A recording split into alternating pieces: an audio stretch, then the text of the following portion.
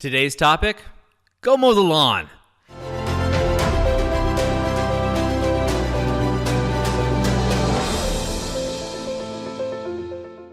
Hi, I'm Doug Holt with Author of Your Own Story, and this is your Daily Growth Hack, where each day we give you a tip, trick, or insight to help up-level your life in what we call the 5 to Thrive. That's mind, body, soul, relationships, and business. So today I'm going to talk to you about relationships and what does that have to do with mowing the lawn? Well, as many of you, if you're watching this on video, you often see me, with the same shirt on and the same background perhaps, because I shoot several of these back to back. If you listen to audio, you just probably never know. Maybe you just notice the sound. The reason this is because I'm living the author of my own story. So I shoot these batched after talking to clients. I have a very successful coaching business, and they give me the best material. The other days, I'm out exploring and living my life and really doing what I preach and being the author of my own story. So what does this have to do with going to mow the lawn?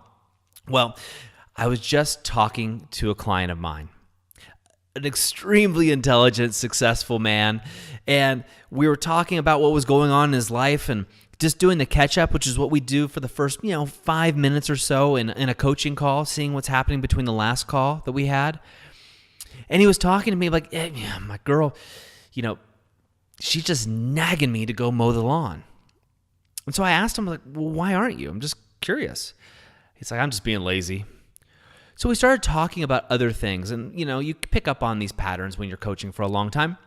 But we started talking about the rest of his life. And what we were talking about was him working on his house, his business, then what he was doing with his meditation practice. Always his answer is, I'm just being lazy. See, he had built a successful business, and he built it to a point that allowed him not to work if he didn't want to. That's fantastic. That's great. It's something that I worked on with him to get there. But now he's being lazy. No one just is being lazy. So going back to the grass, I was like, all right, we'll call this guy Ken. So I was like, all right, Ken, so why aren't you mowing the grass? I'm just being lazy. Okay, so break it down for me. What happened? Like, how does the grass come up? My girl, she's always telling me, go mow the grass. And the next day it's, hey, the grass is looking really bad. I drove by, our neighbors are going to start complaining.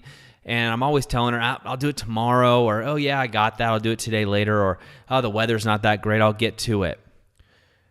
It had nothing to do with the grass. Really, it had to do with what he felt was his manhood as we broke it down. Now, he didn't see this. He saw this as just being lazy. I'm just being lazy not to mow the grass. Mowing the grass would take him 20 minutes. He can listen to a podcast like this, multiple ones, get great insights and ideas while mowing the grass, or just spend time enjoying the moment of mowing the grass. It wouldn't have taken him much time. He doesn't have anything on his schedule. So is he being lazy? Yeah, but that's not the real reason. The real reason is he was really saying F you to his girl. He was saying, don't tell me what to do. I'm the man. I'll tell you what to do. But you see, he was a coward. He was too scared to say that to her face. So what he did is say, yeah, I'll get to it. Oh yeah, I'll do it tomorrow. I'll do it the next day. And after several weeks, she felt bad, I assume, after keep asking him to do this basic thing for their family. Just go mow the lawn. She was being the breadwinner. She was taking care of the kids. He was just laying on the couch, being lazy. But the reality of it is he didn't feel man enough because of other things that were going on in his life. And then when she asked him to please go mow the lawn, he took it as her telling him what to do and taking away his power.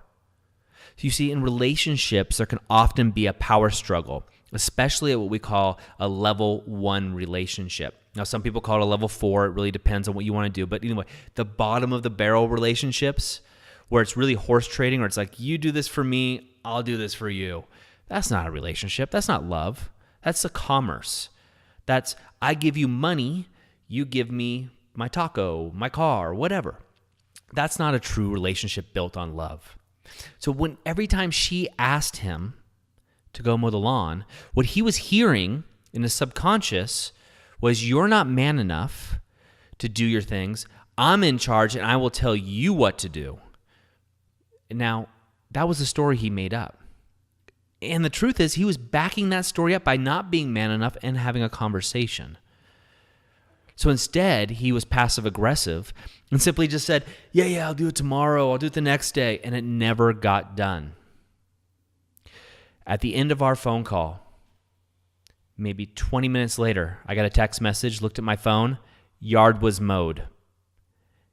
Text message said, reclaiming my manhood, I've never felt better. Why do I tell you this story? I tell you this story because in relationships, oftentimes the things that upset us aren't the things that we're seeing. They're stories that we're creating on the outside.